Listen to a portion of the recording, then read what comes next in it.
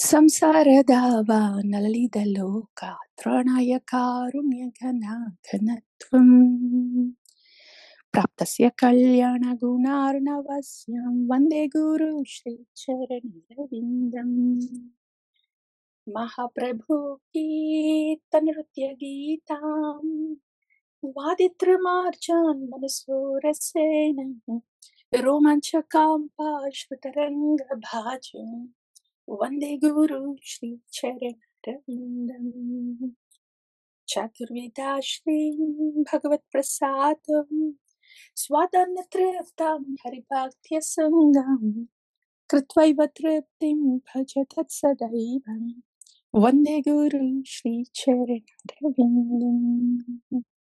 श्रीविग्रहाराधननित्यनानं शृङ्गार्यतं मन्दिरमार्चनादौ युक्तस्य भक्तांश्च नियुञ्जतोऽपि वन्दे गुरुं श्रीचरणरविन्दम्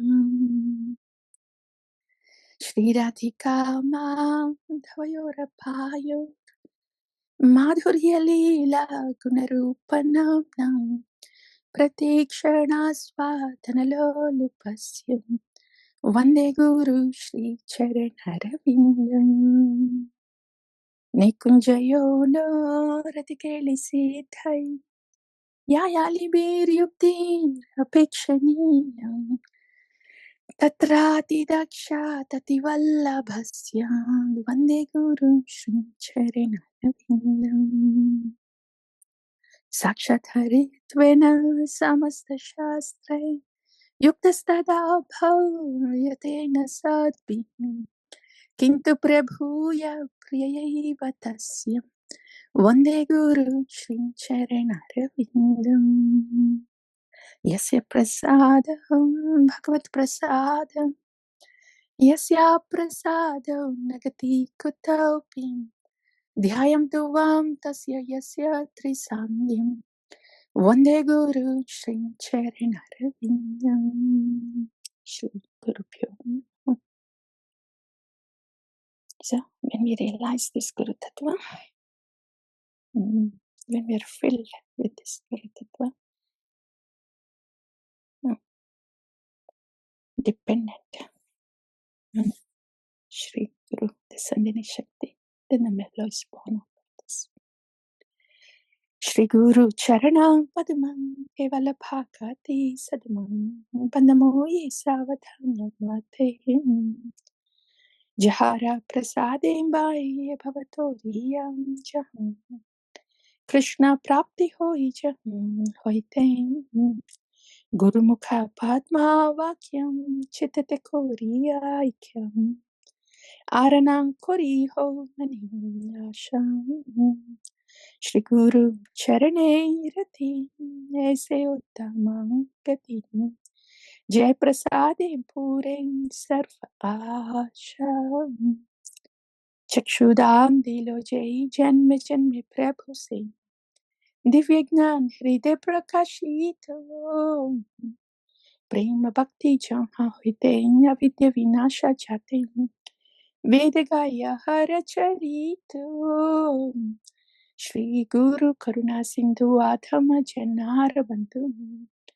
Loknath Lokera Jivana Ha Prabhu Koro Daya Deha More Pada Chaya Ei Bichashku Shutri Bhuvana Srila Prabhupada Patita Pavana Gurudev Hoyilo Sharanam Jaya Prabhupadam Jaya Prabhupadam Jaya Prabhupadam Srila Prabhupadam Jaya Guru Devam Jaya Guru Devam Jaya Guru Devam Jaya Guru Devam Shri Guru Pyo Namah Vanchakalpatarubhasya Kripasindhubhyo Chapatitanam Pavanebhyo Vaishnavibhyo Namo. All the Vaishnavas are like this, are fulfilled. They are dear to Bhagavan. Bowing down to all the Vaishnavas, taking the dust from the lotus feet, smearing on the head and dancing in joy. Vaishnavera Padadhulim ताहि मोर स्नान केली तर्पण मोरा वैष्णवेर नाम धन मोर नित्यानंद पति मोर गौरचंद्र प्राणा मोर युगल किशोर वृंदाय तुलसी देव्याय प्रियाय केशवस्युच कृष्ण भक्ति प्रति देवी सत्यवते नमो नमः the groves of Vrindavan, land of divine love where we belong to.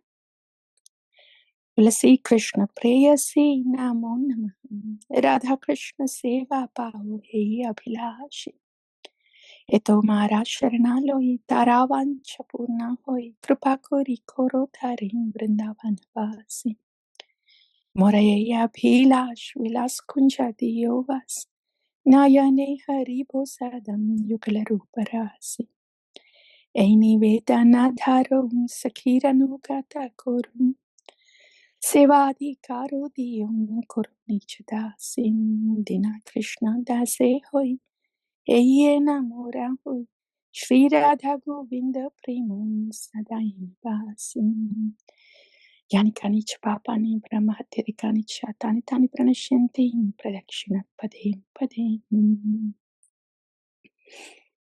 तस्यारविन्दनयनस्य पदारविन्दं किञ्जल्पमिश्रतुलसी मकरन्दवायुः अन्तर्गतस्वविवरेण चकार तेषां संक्षोभमक्षरजुषाम् अपि चित्ततन्वो Bhagavan is here. Now Bhagavan is here. The giver of Bhagavan is here. चेतोदर्पणमार्जनं भवमहादावाग्निर्वापनं श्रेयकैरवचन्द्रिका वितरणं विद्यावधूजीवनम् आनन्दाम्बुदिवर्धनं प्रतिपदं पूर्णामृतस्वादनं सर्वात्मस्नपनं परं विजयते श्रीकृष्णसङ्कीर्तनम्. This is the potency of Bhagavan and the giver of Bhagavan.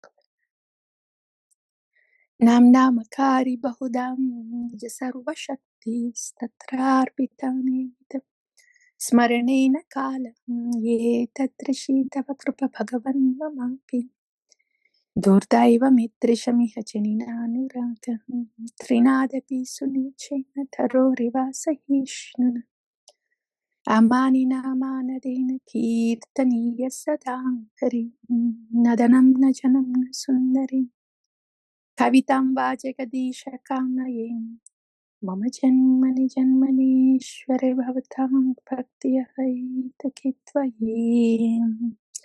If I'm not feeling like this naturally, I want nothing else but only loving service to you, Shri Harinam Prabhu. Then we should know, oh, maybe my bhajan is not Priti Purvakam. I should chant with faith. I should chant with Priti. Bhagavan is right here. Nam Bhagavan is right here. Yeah. अयिनन्दतनुजकिङ्करं पतितं मां विषमे भवाम्बुधौ कृपयां तव पादपङ्कजस्थितधूलिसदृशं विचिन्तयन् नयनं गलदश्रुधारय वदनं गद्गदरुद्धया गिरं पुलकैर्निचितैर्वपुकदं तव नामगृहणीं भविष्यति युगायितं निमेषेण चक्षुषा प्रावर्ष्यायितम् शून्यायितं जगत्सर्वं गोविन्दविरहेण आश्लिष्य वा पादरतां पिनस्तु माम् अदर्शनं मर्महतां करोतु वम् यदा तथा विदधातौ लम्पटो मत्प्राणनाथस्तु स एव न परः प्राण गोपी Shri. Whoever hears or recites this Sri Sikshastakam given by Sriman Chaitanya Mahaprabhu, their love and devotion for Krishna will increase day by day. Dharamadhya Sarvasreshta Nama Sankirtana Niraparadhana Malele Bhaye Premadhana अथयेव नाममात्रं वैष्णवेरधर्मं नामे प्रस्फुटित होइले रूपगुणकर्म